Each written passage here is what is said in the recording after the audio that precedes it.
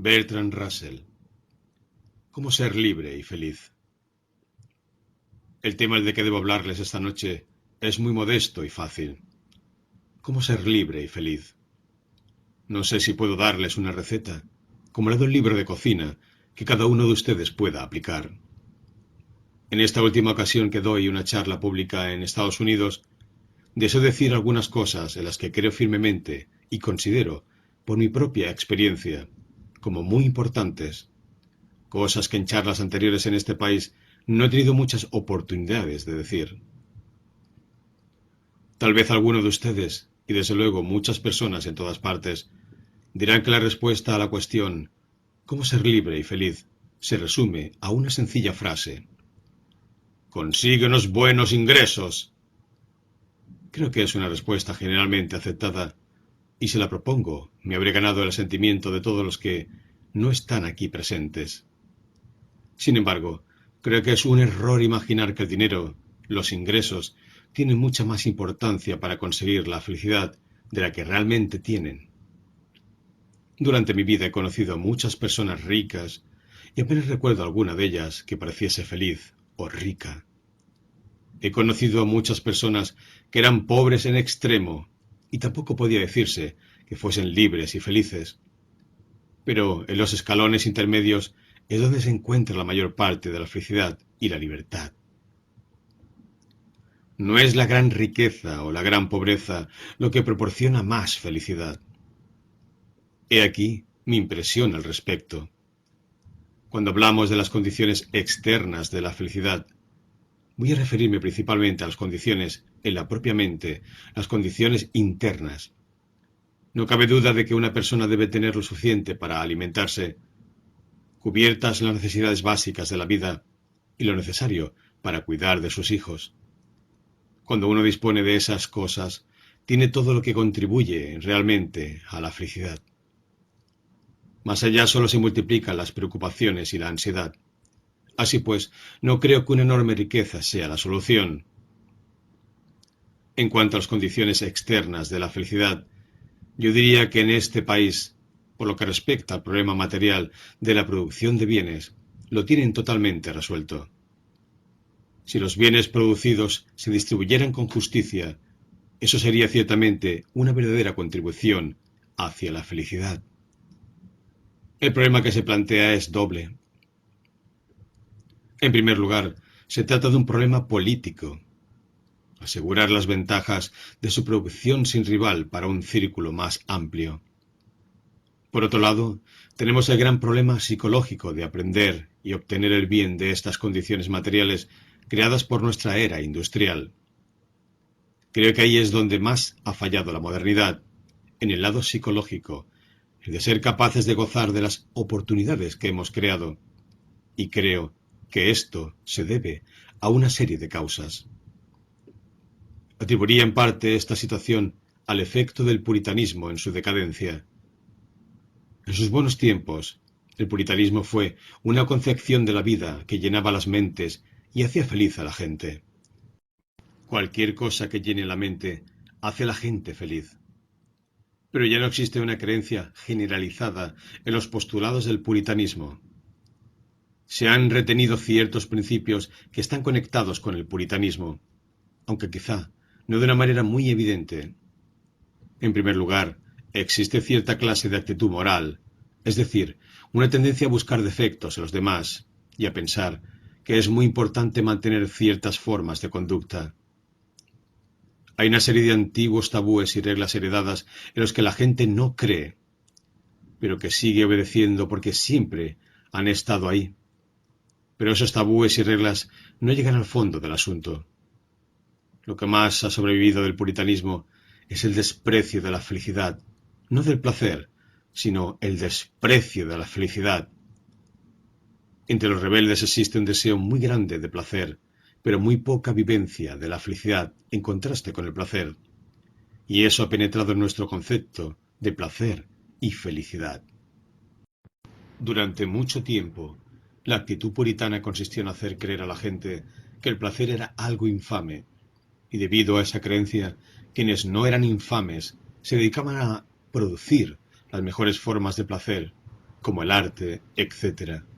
Y por consiguiente el placer llegó a ser tan infame como los puritanos decían que era.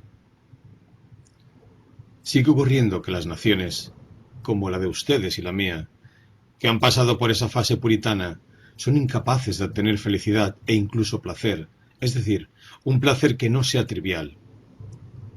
Solo las formas menos valiosas de placer sobreviven a pesar de esa dominación puritana. Creo que esa es quizá la razón principal por la que el puritanismo, donde quiera que haya existido, se ha revelado tan destructor del arte. Porque el arte, al fin y al cabo, es la búsqueda de cierta clase, probablemente la más suprema y perfecta, de placer. Y si uno cree que el placer es malo, el arte es malo, esa es una de las cosas que debemos al puritanismo. Otra de las cosas que le debemos es la creencia en el trabajo. He dedicado la mayor parte del tiempo que he pasado en América a predicar la ociosidad. En mi juventud tomé la decisión de que no dejaría de predicar una doctrina simplemente porque yo no la he practicado. No he podido practicar la doctrina de la ociosidad porque predicarla requiere mucho tiempo. No me refiero a la ociosidad en el sentido literal, pues mucha gente, la inmensa mayoría de la raza blanca, no disfruta sentada al sol sin hacer nada. Nos gusta estar atareados. La ociosidad a que me refiero es simplemente un trabajo o actividad que no forma parte de su trabajo profesional regular. Bajo la influencia de este dogma, el puritanismo nos ha obligado a conservar entre nuestras creencias actuales la idea de que la parte importante de nuestra vida es el trabajo. Eso, en cualquier caso, es aplicable a la mayor parte de la humanidad, que la parte importante de lo que hacemos es la de perseverar en nuestros negocios y conseguir una fortuna que podamos legar a nuestros descendientes y que ellos, a su vez, consigan una fortuna mayor para dejarla a los suyos. Este propósito ha ocupado el lugar que antes tenía vivir para alcanzar el cielo, pues en los viejos tiempos del puritanismo tratábamos de prescindir de los placeres a fin de ganar el cielo. El cielo ha desaparecido, pero no así la idea de vivir de manera que dejemos una gran fortuna. Y la clase de vida que se requiere para ese propósito es, en gran manera, la misma que se requería para el otro. Prescindir el goce presente en favor de los beneficios futuros. Eso es lo que hemos conservado de la vieja actitud puritana. Y creo que eso no es, en su forma moderna, una actitud muy bella o noble. En los viejos tiempos contenía algo espléndido, pero en esta forma moderna no es nada que debamos admirar en especial, y por conseguir ese propósito prescindimos de todo lo que haría la vida civilizada, libre y feliz.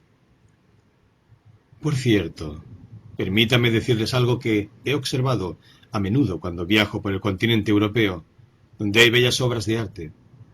He visto al hombre de negocios norteamericano de edad mediana arrastrado de un lado a otro por su mujer y su hija, en un estado de aburrimiento casi intolerable, porque estaba lejos de su despacho.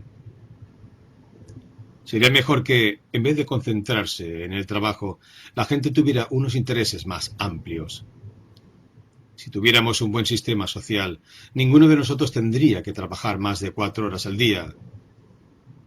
Bien, me alegra mucho esa respuesta de ustedes. Pero cuando hice esa observación a otros públicos norteamericanos, se estremecieron de horror y me preguntaron, ¿qué diablos haríamos en las otras 20 horas? Entonces tuve la sensación de que es muy necesario predicar este evangelio. Es realmente terrible que al ser humano, con todas sus capacidades, se le pongan anteojeras y tenga una perspectiva tan estrecha que solo pueda avanzar por un estrecho sendero. Eso es una desfiguración del ser humano. Se está desarrollando una población de seres humanos mal desarrollados, privados de los placeres que comporta la compañía humana, los placeres del arte, el placer de todas las cosas que hacen la vida realmente digna de ser vivida. Porque, después de todo, luchar un día tras otro para amasar una fortuna no es una finalidad digna de nadie. No quiero sugerir que el mero placer, sea un fin en sí mismo. No creo que lo sea. Me parece que el efecto de la moralidad puritana ha sido el de realzar los placeres a expensas de la felicidad, porque, como los bajos placeres pueden obtenerse más fácilmente, están menos controlados por la censura de la moral oficial. Por supuesto, todos sabemos de qué manera la persona ordinaria, que no vive de acuerdo con la moralidad oficial de su tiempo, hace tal cosa. Busca los caminos que son más frívolos y que uno mismo valora menos. Ese será siempre el efecto de una moralidad que se predica pero no se practica. Los chinos tienen una moralidad oficial que se puede practicar, y creo que así demuestran su sabiduría. Los occidentales, que hemos adoptado el plan contrario, nos enorgullecemos de la magnificencia extraordinaria de nuestra moralidad, y creemos que eso nos excusa de practicarla. Creo que para tener una verdadera moralidad, para tener una actitud vital que haga la vida más rica, libre y feliz, es preciso eliminar el elemento restrictivo, evitar que esa actitud se base en cualquier clase de restricciones o prohibiciones. Debe ser una actitud basada en las cosas que amamos y no las que detestamos. Hay una serie de emociones que guían nuestra vida y pueden dividirse aproximadamente en represivas y expansivas. Las emociones represivas son la crueldad, el miedo y los celos. Las emociones expansivas son la esperanza, el amor al arte, el impulso constructivo, el amor, el afecto, la curiosidad intelectual y la bondad, todas las cuales intensifican la vida en vez de reducirla. Creo que la esencia de la verdadera moralidad consiste en vivir de acuerdo con los impulsos expansivos y no los represivos. Me temo que lo que estoy diciendo tiene unas consecuencias muy revolucionarias y no puedo esperar de todo el mundo que esté conforme. Muchas personas pensarán que mis deducciones no son aceptables. Por ejemplo, el amor es una emoción expansiva mientras que la emoción de los celos es represiva. Ahora bien, cuando sometemos a análisis psicológico nuestra moralidad tradicional y vemos de dónde ha salido, tenemos que admitir que los celos han sido la fuente principal, que han sido los celos la emoción originaria. No me parece muy probable que un código con esos antecedentes sea el mejor posible. Más bien creo que un código basado en las emociones positivas sería mejor que uno basado en las negativas, y que las restricciones impuestas a la libertad deberían basarse en el afecto o bondad hacia el prójimo y no en la pura emoción represiva de los celos. Si se aplicara ese principio, conduciría a un mejor desarrollo del carácter y a un tipo más sano de persona. Una persona liberada de muchas de las crueldades que limitan al moralista convencional. La moral tradicional contiene un elemento muy fuerte de crueldad, y parte de la satisfacción que todo moralista obtiene de su moralidad se debe a que le proporciona justificación para infligir dolor. Todos sabemos que castigar es un placer para muchas personas. Cierta vez, un primer ministro que viajaba de Constantinopla a Antioquía se pasó 8 horas contemplando cómo torturaban a su enemigo. Creo que el impulso hacia el placer en el sufrimiento ajeno surge en personas cuyas emociones naturales se han frustrado, que han sido incapaces de encontrar una salida libre para sus impulsos creativos. No sé de manera categórica si esa es realmente la base de muchas crueldades, pero no puedo dejar de pensar que una enorme masa de la crueldad que vemos en el mundo se debe a una envidia inconsciente. Ese es un sentimiento muy arraigado en la naturaleza humana, y cuando existe un bonito y conveniente código que la encarna, es naturalmente muy popular. Me pregunto si podré explicarles con precisión de qué manera creo que uno puede vivir más feliz. En los evangelios hay cosas que ilustran mi postura, no textos que se citen con frecuencia, sino, por ejemplo, no pienses en la comida, la bebida o los medios con que te vestirás. Si viviéramos de acuerdo con ese principio, que por cierto prohíbe toda discusión de la ley, Volstead, la vida nos parecería muy placentera. Hay cierta clase de liberación, de actitud despreocupada que, si uno es capaz de adquirirla, le permite ir por el mundo tranquilo, sin que le trastornen todas las pequeñas molestias que surgen. El meollo del asunto estriba en liberarse del miedo, una emoción muy arraigada en el corazón humano. El miedo ha estado en el origen de la mayoría de las religiones. El miedo ha sido la fuente de la mayoría de los códigos morales. El miedo conforma nuestros instintos. En nuestra juventud nos inculcan el miedo y, en definitiva, el miedo está en el fondo de todo lo que es malo en el mundo. Una vez nos hemos liberado del miedo, tenemos toda la libertad del universo. Todos ustedes conocen, por supuesto, las oscuras supersticiones de eras más bárbaras, cuando hombres, mujeres y niños eran sacrificados a los dioses por puro miedo. Consideramos esa superstición como oscura y absurda, pero no opinamos lo mismo de nuestras propias supersticiones. Pues bien, no puedo afirmar que ningún gran desastre vaya a sobrevenirnos jamás, pero sí afirmo que el miedo a las cosas que podían sobrevenirnos es un mal mayor que las cosas en sí. Y sería mucho mejor ir por la vida sin temor y tropezar con algún desastre que ir por la vida de puntillas, prudentes y cautos, con la carga del temor, sin haber gozado de la vida en ningún momento y no obstante muriendo apaciblemente en la cama. Sin duda queremos que nuestras vidas sean expansivas y creativas. Queremos vivir al máximo, obedeciendo los impulsos. Y al decir impulso, no me refiero al impulso transitorio de cada momento pasajero, sino a los grandes impulsos que realmente gobiernan nuestra vida. Ciertas personas tienen grandes impulsos artísticos, otras científicos, y otras tal o cual forma de afecto o creatividad. Y si uno reprime esos impulsos, siempre que no infrinja la libertad de otro, atrofia su desarrollo. Por ejemplo, conozco a muchos hombres que son socialistas y han dedicado su vida al periodismo, escribiendo para los periódicos más conservadores. Tales hombres pueden obtener placer de la vida, pero no creo que puedan obtener la felicidad. La felicidad no está al alcance de quien reprime esos impulsos fundamentales con los que la vida debería desarrollarse. Diría exactamente lo mismo de los afectos privados. Cuando existe un afecto realmente intenso o poderoso, el hombre o la mujer que se le opone sufre la misma clase de daño. Es la misma clase de destrucción interior de algo precioso y valioso, algo que han dicho todos los poetas. Lo hemos aceptado cuando lo decían en verso, porque nadie se toma los versos en serio, pero si se dice en prosa y en público, pensamos que es terrible.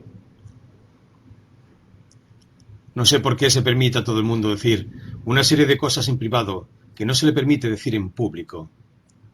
Creo que ya va siendo hora de que digamos en público lo mismo que decimos en privado.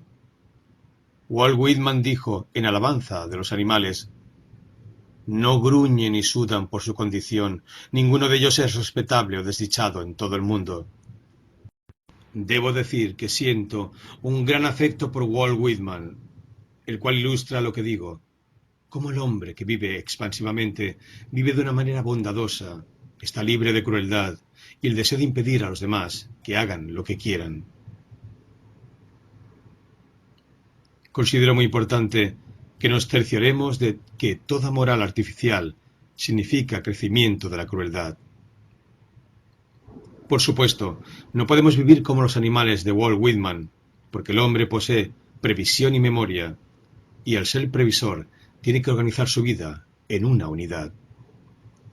Es ahí donde desarrollamos nuestras supersticiones. Y saben ustedes muy bien que sería contraproducente obedecer cada capricho sin cierta disciplina. No deseo que lleguen a la conclusión errónea de que no hay necesidad de disciplina. Por el contrario, la hay. Pero debe ser la disciplina que procede de dentro, de comprender las propias necesidades, de la sensación de algo que uno desea alcanzar. Nada de importancia se ha conseguido jamás sin disciplina. A veces no estoy totalmente de acuerdo con ciertos teóricos de la educación modernos, porque creo que subestiman el papel que representa la disciplina. Pero la disciplina que uno practica debe estar determinada por sus propios deseos y necesidades, no impuesta por la sociedad o la autoridad. La autoridad procede del pasado y los viejos, y puesto que me hallo en una liga de la juventud libre, supongo que no es necesario que hable de la autoridad con el respeto que de mí podría esperarse. Porque aunque se suponga que los viejos son sabios, no lo son necesariamente. Aprendemos mucho en la juventud y es mucho lo que olvidamos cuando somos mayores. El punto máximo está en los 30 años, cuando aprendemos a la misma velocidad que olvidamos. Luego empezamos a olvidar con más rapidez que aprendemos. Por lo tanto, si es necesaria una autoridad, debería ser un consejo formado por treintañeros, pero, en general, creo que es mucho mejor que no haya ninguna autoridad en aquellos aspectos que no afectan directamente al resto del mundo. Naturalmente, si uno de ustedes asesina a alguien, es asunto suyo, pero también es asunto del muerto, por lo que no puede poner objeciones cuando otros le pidan cuentas de su acción. Ahora bien, con respecto a los actos que solo nos afectan a nosotros mismos, es absurdo que el Estado o la opinión pública tengan la menor intervención. La sociedad no debería ocuparse en absoluto de las relaciones privadas, que son cosa del individuo. Por supuesto, el bienestar de los niños interesa a la sociedad, y lo cierto es que, en la actualidad, no le interesa lo suficiente. En cuanto a los hijos, ha de haber suficientes, pero no demasiados, pues deseamos que estén sanos y se les eduque. Estas son las cosas de las que el Estado debe ocuparse, pero hoy esa ocupación es parcial. Afecta a unos sectores de la población y no a otros. Todas estas cosas deben ser competencia del Estado. Ahora bien, cuando no hay hijos, me parece que toda interferencia es una impertinencia y que el Estado no tiene nada que ver en el asunto. Pero no quiero referirme solamente a ese problema, porque lo que acabo de decir es aplicable a otros muchos aspectos, sobre todo al lado estético de la vida. En nuestra civilización industrial hemos tomado del puritanismo y el cristianismo cierta actitud utilitaria, cierta creencia en que los actos que realizamos no deben estar limitados a sí mismos, sino tener alguna motivación ulterior, cierta finalidad distante. Las cosas se han de juzgar por sus usos y no por sus valores reales. Esto supone la muerte del lado estético de la vida, pues la belleza de cualquier cosa consiste en lo que la cosa es y no en sus usos. Admito la esfera del utilitarismo, pero no para juzgar las cuestiones artísticas. Creo que hemos salido perdiendo, no solo en el mundo del arte, cosa generalmente admitida, sino también en compañía humana, en amistad, al no tener un sentido tan grande de la cualidad intrínseca como lo teníamos antes. Se tiende a juzgar a un hombre por lo que hace, y eso es algo totalmente distinto de la cualidad intrínseca de esa persona. Por eso acontece que cuando un hombre se ha convertido en una celebridad, todo el mundo sabe que lo que dice es maravilloso, mientras que en su juventud, cuando no se le reconocía como una celebridad, pudo haber dicho cosas más extraordinarias sin que nadie reparase en ellas. Debería reconocerse la excelencia de las observaciones de un hombre, aunque no sea famoso, y viceversa. En cuanto a las relaciones privadas, todos estamos tan atareados que no tenemos tiempo de cultivar afectos a ciertas personas que merecen ser cultivados. No tenemos tiempo para la solidaridad, la comprensión de todas esas cosas que constituyen la belleza de las relaciones humanas, porque todos estamos demasiado atareados, y cuando no, estamos cansados. Si los bienes producidos en este país se distribuyeran de una manera equitativa, habría mucho más de lo que cualquiera necesita para ser feliz, y sería posible vivir trabajando mucho menos, y no obstante, tener lo suficiente. Entonces sería posible desarrollar y cultivar esas cosas que son necesarias para la felicidad. Por ejemplo, habría libertad. Un hombre carece de libertad si ha de pasarse el día entero ocupado en actividades que no le agradan. Eso es tan malo como estar uncido a una noria. No siempre podemos hacer cosas agradables, pero sí es posible hacerlas durante la mayor parte de la jornada, y creo que, en las naciones industriales avanzadas, probablemente lo que más se desea es un mejor ideal de felicidad privada. Realizar las cosas que realmente contribuyen a la felicidad humana es incluso más importante que las reconstrucciones políticas y económicas. Si nuestras vidas fuesen más felices, no estaríamos tan dispuestos a ir a la guerra. A mi modo de ver, es asombroso ver la extraordinaria debilidad en el mundo moderno de lo que podríamos llamar la voluntad de vivir. Existe una voluntad de trabajar, pero no de vivir. No observamos que la perspectiva de una destrucción a gran escala se considera intolerable. No encontramos gente dispuesta a sacrificar el dinero y el poder para poder librarse de la amenaza de la guerra, porque en realidad no quieren librarse de ella. Una nación feliz no estaría dispuesta a sacrificar la vida, la salud y la felicidad por la vaga actividad de luchar y posiblemente ganar. Esto se debe a que nuestras vidas son demasiado colectivas y muy poco individuales. Forzados por el molde mecánico de nuestra civilización a parecernos cada vez más unos a otros, experimentados cada vez más las emociones de las masas a expensas de las individuales, personales. De esa manera se sacrifica al individuo, y una vida en la que se impone ese sacrificio impedirá que el individuo sienta un amor intenso por la vida. Imaginamos que queremos toda clase de cosas, tales como poder y riqueza, que no son las fuentes de la felicidad. Esas fuentes están mucho más fielmente expuestas en los evangelios. Me refiero a lo que he citado hace un momento, a no pensar en el mañana. Si uno tiene un ser humano al que ama, un hijo, si tiene cualquier cosa que realmente le importa, la vida deriva de eso su significado, y es posible organizar todo un mundo de personas cuyas vidas importan. Pero si uno empieza con la nación, soy miembro de una nación y quiero que mi nación sea poderosa, entonces está destruyendo al individuo. Uno se vuelve opresor, porque el poderío de su nación depende de una reglamentación estricta, y uno se dedica a imponer las reglas a su vecino. Lo importante es el individuo. Tal vez piensen ustedes que resulta claro que un socialista diga tal cosa. Creo que el lado material de la vida ha de ser transferido a la organización socialista, pero lo creo así porque el lado material de la vida me parece el menos importante. Mientras uno no tenga lo suficiente para que su vida sea tolerable, las cosas materiales son las únicas que importan, y en la mayoría de los países europeos hay semejante pobreza que las cosas materiales son de la máxima importancia.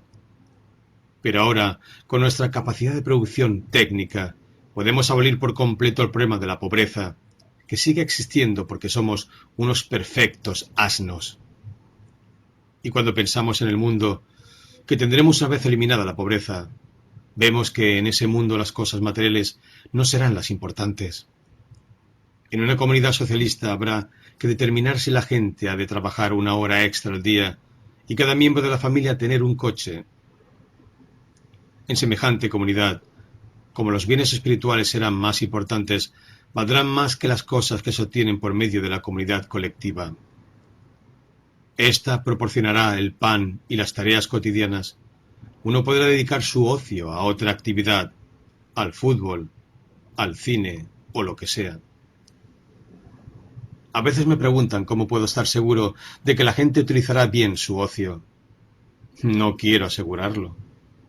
Cuando uno plantea ese problema es porque se encuentra todavía en la esfera de la moralidad excesiva, la presión excesiva de la comunidad sobre el individuo.